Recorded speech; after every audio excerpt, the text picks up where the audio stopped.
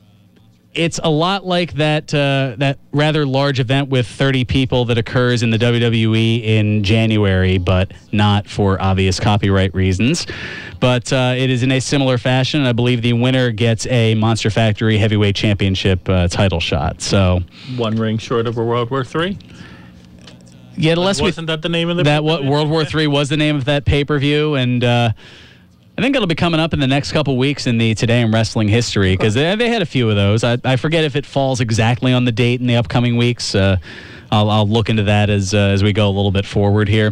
I mean, there are a couple of doozies for as far as pay-per-views in early November for the Today in Wrestling history, but we'll have that coming your way in probably about 15 minutes or so.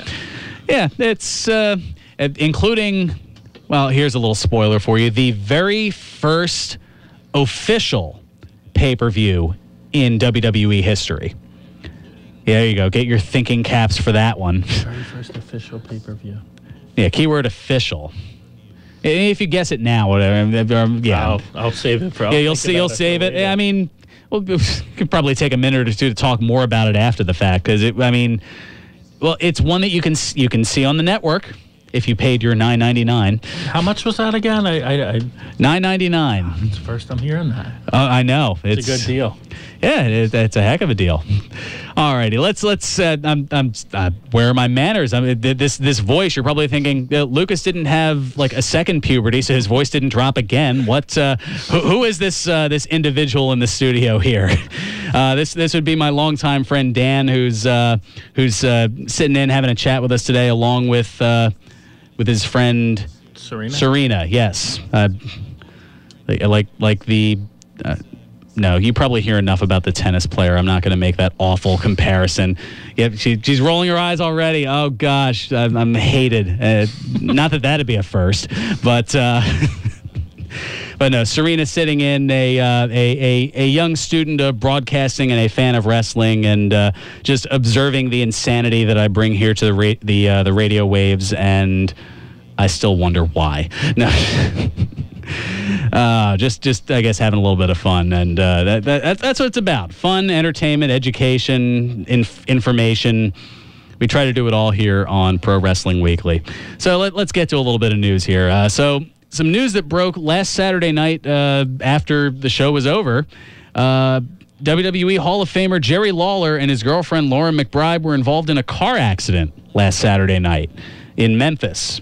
Of all places. Yeah, I know, there's a shocker, right? McBride stating on her Facebook page that the driver of the other vehicle ran a red light and ended up totaling the car that she and Lawler were traveling in. Ouch. Jerry had tweeted that she had spent 4 hours in the emergency room and that, quote, we were lucky. Lawler certainly was, because he suffered no injuries. And, McBride went on to say that not only did he not suffer any injuries, but he actually tried to cover her up before the airbag deployed to try to help reduce some of her injuries. So, I mean, Lawler might be in his mid-60s, but the reflexes are still all kinds of sharp. Yeah, cat-like, exactly. Not Ernest the cat-like, but... And it was nice to hear the story and not worry, oh, no, was he drunk? Because Lawler lives a pretty clean life, so it was nice exactly. To have an accident where you're not wondering, waiting for the other shoe to drop with horrific information about... Well, it's not like we haven't had horrific information with Jerry Lawler, on WWE TV, like, the heart attack. Yes. And off of WWE TV, like right around the 93 Survivor Series. Yeah, the less we say about that, the better.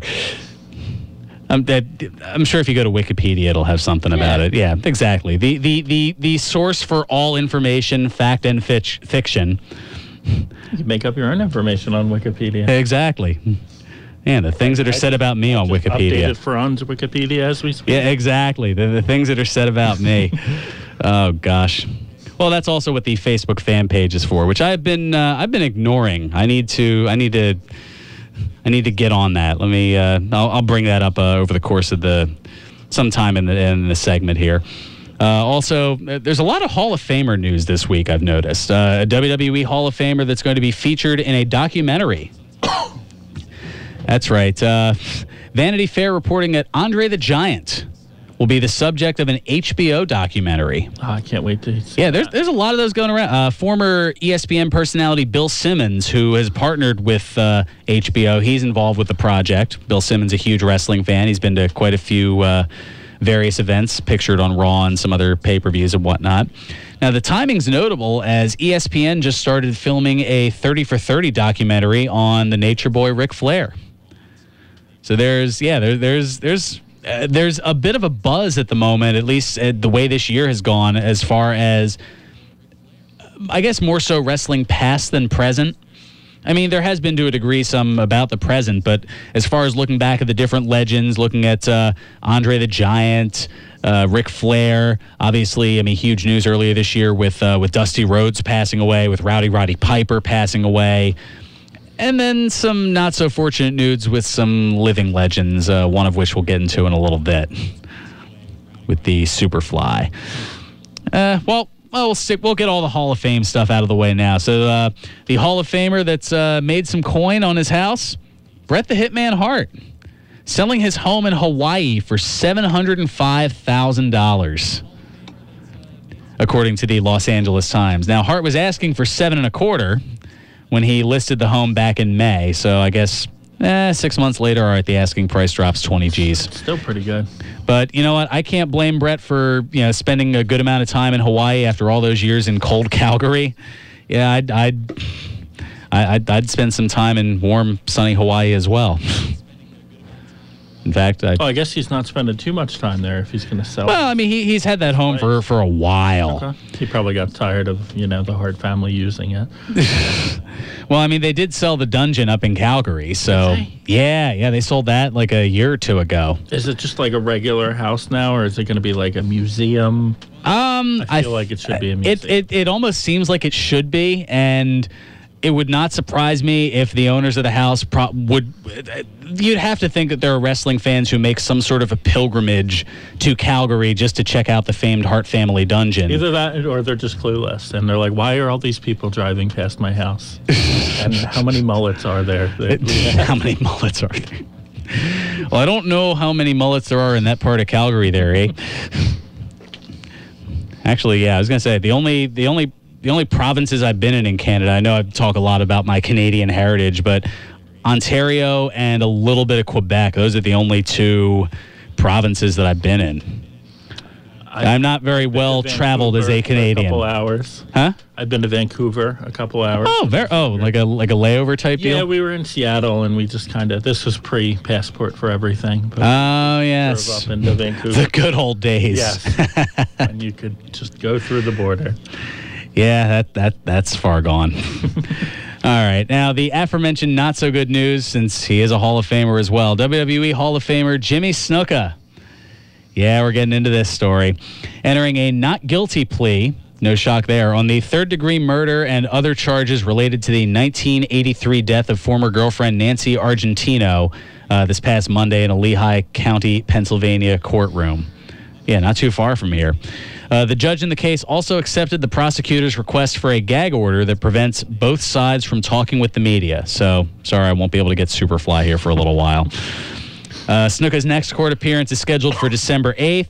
And the Allentown Morning Call notes that the 72-year-old legend didn't know what day it was or what city the courthouse was in due to battling dementia and post-concussion syndrome. So things not going so great for the Superfly at the moment. Although I know I've kind of batted on about this over the last couple of months as this has unfolded or developed or whatnot, but there have been whispers of the allegations of this for Snuka for years. And some have said that's why Snuka didn't win any major titles in the World Wrestling Federation while he was there in the 80s and early 90s. Because, he was a notable star, and, when you think of legendary moments, you think of him jumping off the cage onto Don Morocco back in the early 80s.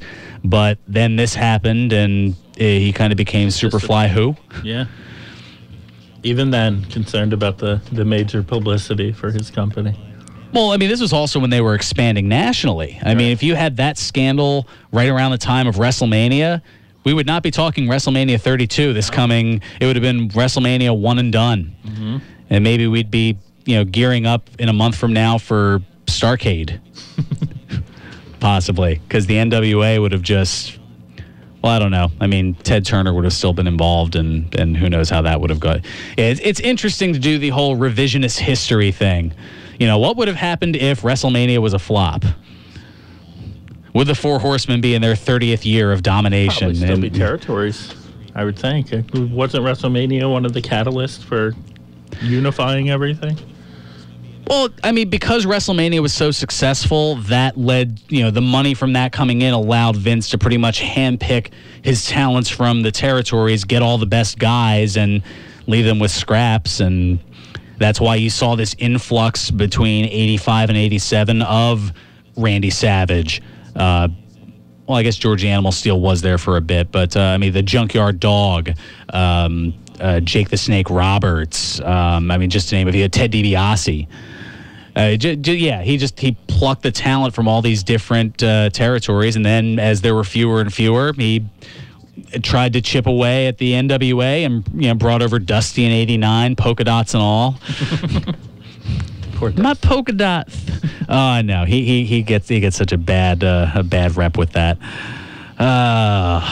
Good times. Well, good for him for getting over with polka dots on. I mean, that's fantastic. Well, I mean, he was over before that. It was just most WWE audiences weren't really familiar with him. They didn't know the Hard Times promo. They didn't know his feud with the Four Horsemen because WWE made sure that you were like, wait, what's this NW? What is this? Yeah, NWA. Isn't that a rap group? Like, okay, maybe not. Well, I mean, they are, but I don't think that's where they were necessarily going with it. If they were, well, no. The closest you had was Run DMC doing the WrestleMania rap at WrestleMania 5. Yeah, that was another. That was another terrible thing. We'll leave it at that. Oh goodness. I was gonna say, is it a little too? Yeah, I was going to say, now's about the time usually that we take care of our second bit of business. I know, the show is constantly free-flowing. There's so much going on. I know, I'm moments of reminiscing along with, with news and storytelling and everything else. Still have more to get into, including that pro wrestling drama script that Fox has bought. I'll tell you more about that coming up. Still have to get into the SmackDown move and WWE touting virtual reality content via Samsung. No, Lucas, it doesn't mean you can do what you think you can with Paige. Don't even.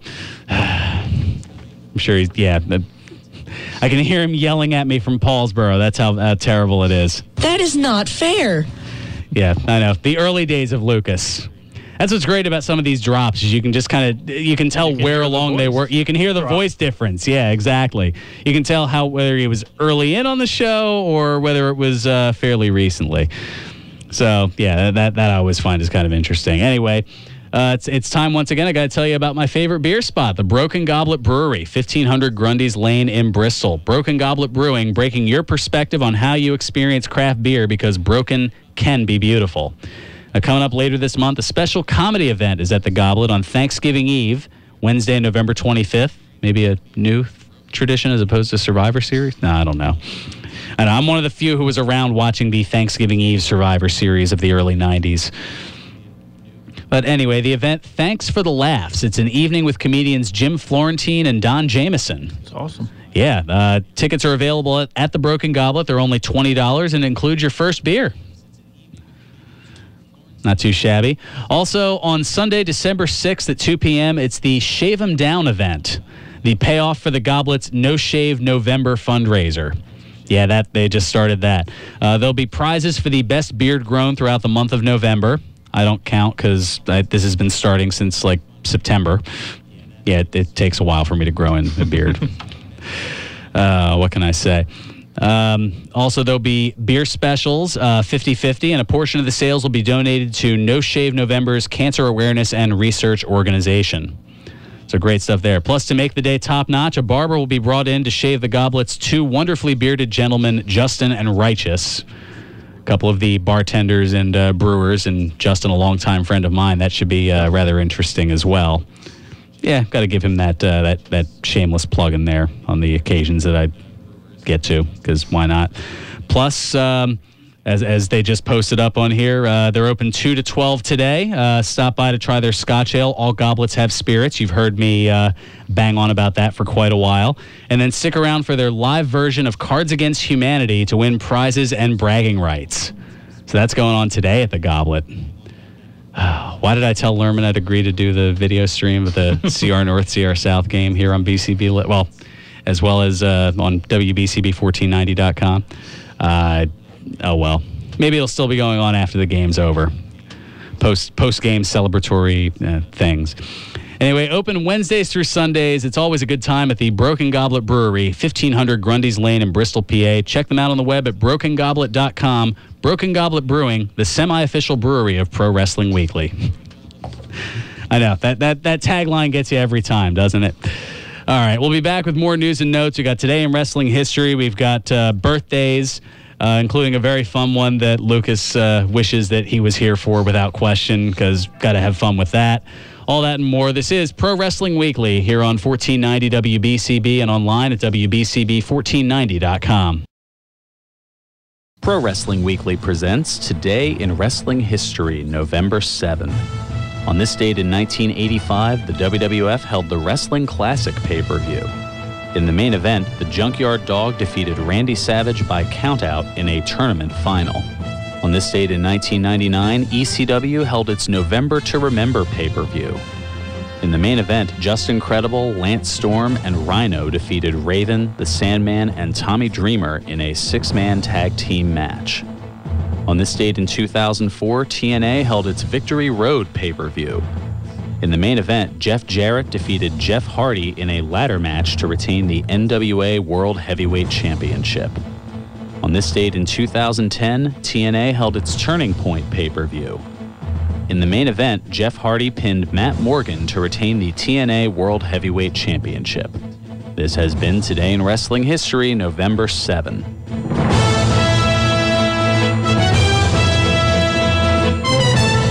Welcome back to Pro Wrestling Weekly here on 1490 WBCB and online at WBCB1490.com. Fearon Derry here with you alongside my good buddy Dan sitting in, and Serena also sitting in observing everything that's going on, the silent observer, not to be confused with, well, I guess she is in a way the wrestling observer, although no Dave Meltzer to be found anywhere nearby. I know. The jokes only get worse from here, Serena. I apologize in advance. I'm never going to win her over, I can tell already. So, all right, as we had mentioned, yes, the Wrestling Classic was that first official WWE pay-per-view from back in '85, some 6 or 7 months after WrestleMania 1, because it was officially still closed circuit, although there were some places that offered pay-per-view. The Wrestling Classic was the first to offer pay-per-view. Now, you'd heard that Jeff Hardy was mentioned in TNA in a couple of different instances there, and you were saying, you didn't realize he was around that long, Dan? No, I didn't realize his career was that long. Well, you figure, he was... always been the WWE mark. Well, you figure that the TLC matches and whatnot were in 2000, 2001. So, his career was prior to that. But, yeah, he had a stint where he left, went over to TNA for a bit, came back to WWE, left again, then went back to TNA, and he's been there ever since. So, he's bounced around a little bit, but, his I was going to say, here's an interesting little tidbit for you. His career really goes back to, the mid-'90s with the WWE. As far as doing job work and whatnot. In fact, a little tidbit, if you go... Enhancement talent and then some. If you go back to, and I know most people wouldn't want to, especially those who saw it here live in Philly back in '95, the King of the Ring pay-per-view, they had those, doors that they had the 2 guardsmen opening the doors? Those 2 guardsmen were none other than Matt and Jeff Hardy. Jeff Hardy with his, 90s blonde surfer hair, with that D-bag kind of cut that he had at the time. Yeah, just go back and look at it. At the time, you figured Jeff would have been, I think, 18, somewhere thereabouts. Probably wrestling for 3 years at that point, too. He started young. He started really early. Company, I think I heard in one of his interviews. Yeah, he's got a lot cooking, to say the least. But yeah, the fact that as you were listening, you were like, Jeff Hardy, I didn't realize it. I figured, all right, we got to bring that up on air since you had talked a little bit about it off air, because That's how fluid this show is. Things change second by second around here. You never know what's going to happen. But I do know a couple of things that did happen, and some of the things I wanted to get into and talk about, including Fox buying a pro wrestling drama script. That's right. The Fox network purchasing the rights to a pro wrestling-themed drama called The Work. Like working with fans. Little insider turn there. I see what they did. The script was written by book author Scott O'Connor, who also wrote a New York Times Magazine piece on Brock Lesnar back in August when SummerSlam was in the Brooklyn area. And that piece inspired him to create a whole show. Apparently, yeah. Go figure. Also, SmackDown moving to USA. It's finally everything's set in stone, I guess, unless something else changes, because anything can happen in the WWE. WWE announcing Wednesday that SmackDown will move from Sci-Fi to the USA Network on Thursday, January 7th at 8 p.m. Eastern. This will make USA Network the exclusive home to WWE's two marquee properties, Raw on Mondays from 8 to 11 and SmackDown on Thursdays from 8 to 10. And that January 7th episode will be live as well from Laredo, Texas. I wonder if it'll continue to be live, or will it go back to taped on Tuesdays? It'll probably go back to taped on Tuesdays, I would imagine. This is just a live special for the network switch. Yeah. And it will also be, here's going to make you realize, wow, has it been around that long? This will be the 855th episode of SmackDown. Wow. That's back to the WB days. Or UPN. Yeah. Yes, not WB. I'm sorry. Well, it was UPN, then it was CW for a little while. I mean, all those mergers of networks and whatnot. Also, this is interesting. WWE touting virtual reality content courtesy of Samsung. That sounds interesting. Just to hear it. What do you do? Well, is it a virtual reality within a show? Well, I'm going to tell you. WWE has teamed up. Well, I didn't make it a tease like, I'll tell you right after this. No, I wasn't going to go that route on you. If I was going to do that, I would have done it earlier. Anyway, WWE teaming up with Samsung to give fans a 360-degree ringside look into WWE with new virtual reality content from SummerSlam. Now available via Samsung Milk VR Premium Virtual Reality Content Service. That's a mouthful. On Samsung Gear VR Innovator Edition powered by Oculus.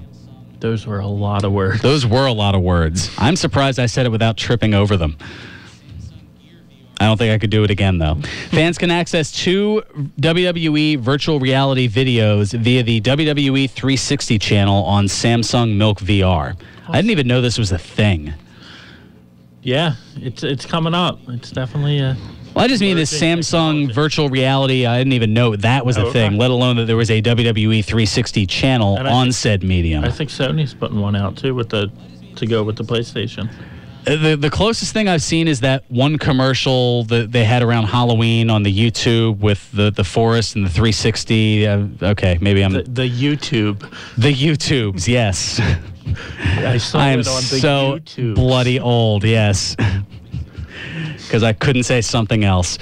Anyway, the first video provides fans with a completely new experience, including a 360-degree look at highlights from SummerSlam weekend, from the excitement of the fans to the pivotal moments of NXT TakeOver to the showdown between John Cena and Seth Rollins and the surprise appearance in that match by SummerSlam host Jon Stewart. And then the second video gives fans a look at key moments from the match between Finn Balor and Kevin Owens at NXT TakeOver, giving them a chance to see the action as if they were live. So it gives you that 360 feel of seeing the whole arena and just kind of being in the scope of things, and I guess being able to check out the arena at any point, I guess, during that match. I guess. I don't know. It's all this technology. It's new to me. All right, a couple other news tidbits here. WWE inking a couple of Legends contracts. You can judge for yourself whether or not they're Legends since you asked about it earlier. WWE has announced that they've, first of all, signed former superstar Tatanka to a Legends contract. The Native American noting the announcement on Twitter, saying that he would see fans in Dallas, Texas. Now, no clue if that meant the WrestleMania pre-sale party that happened this week, WrestleMania itself, or maybe even the Hall of Fame. Right after he signed it, Ludwig Borga came and ripped it into pieces. Wow, that's a big 93 reference there. The golden age. The golden age. The golden age. See, and I thought it all went back to 97, but either 97 or 93. Those are like the two go-backs for me. Yes, for a couple of different reasons. Also, just announced yesterday, WWE inked the Boogeyman to a Legends contract. And he's coming to get you. No, nothing on that? Yeah. I don't even know what to say. I mean, did the guy wrestle? He did. I mean, worms. I know, the worms and whatnot. Yeah, I know. Well, it's not like they signed Barry Horowitz to a Legends contract. I think it would be a more legitimate. It would be a little more legitimate. Because he was around forever, and I mean, I'm patting. You're patting yourself on the back. Yes. Horowitz wins. I remember it like it was just yesterday, even though it was 20 years ago. The great call by JR. And finally, former WWE wrestler involved in a film project seeking funding help. Who isn't seeking funding help these days? I'm also seeking funding. Yeah, so am I. I was going to say, this person did many jobs. I might only have one job pretty soon. Former WWE wrestler Aaron Aguilera, who wrestled as Jesus, will appear in the film Sinner's Bible. Yeah, I know. Your face screams crickets. I don't even know who the guy is. Yeah, even I'm kind of stumped. I'll have to look him up. Yeah, you'll have to look him up. I know. Wikipedia. You can go to the Wikipedia for that. There's a crowdfunding page available via GoFundMe. They're 8 days in and have raised $200 out of their goal of $20,000. So they're 1% of the way there. Attaboy. At that rate, in another 792 days, they'll make it. That's like 2 years, right? Yeah, that's not too bad. Yeah. I don't know how long those GoFundMes last. I don't think they'll make it. But maybe, who knows? Maybe your listeners will get on and we'll have hope. Give Jesus some money. Exactly. Now, next week, as mentioned, we'll get more into the both the Survivor Series tournament from now and the one from 17 years ago. Yeah, I can do quick math here. From the Deadly Game tournament and all 16 entrants of the tournament that saw The Rock and Mankind in the finals, and names you haven't heard in a while, names you thought you'd never hear again. And we'll be talking about new champion Sheamus. Oh, there we go. An early prediction. You think he's going to cash in on whoever runs the gauntlet? I hope not. I hope he doesn't, but I imagine. Oh, that's one way that they could go. I mean, we don't even know who the participants of this tournament is, so Sheamus, maybe he could lose in the tournament but then cash in at the end of the night. That's a possibility. That's what makes this so intriguing, but we don't know how many people are in it, who's in it, so there's still a lot of questions left to be answered and a lot of answers left to be questioned, and that's what we do here at Pro Wrestling Weekly. The other match, apart from the tournament that has been announced, Charlotte defending the Divas title against Paige, who won that number one contenders match this past Monday on Raw, beating Sasha Banks, Brie Bella, and Becky Lynch in a four-way match. Will that be the first match between two of the next generation diva without the Bellas? Well, it seems like they're always... Oh, you mean two, I guess, NXT call-ups on pay-per-view? I don't know. That's a heck of a question, because I know the Bellas have been so involved for so long. One thing I'm pretty sure of is that will be one of the matches in between the rounds of the tournament. Mm-hmm. Whether you have that, between the semifinal and the final, whether you have that between the quarterfinal and the semifinal, I have a pretty good hunch that that's going to be one of the ones that are thrown out there. Oh, goodness. All right, I think it's about that time, because usually we do this with about 2 minutes left. Time once again for... Birthdays, you jerk. Thank you, Lucas. So nice. All the things I've done for him, and he's still... Well, I guess I pick on him just as constantly as he picks on me. All righty, we got 3 for you on this particular date. And this date in 1957, Christopher Allen Polias was born. Who's that?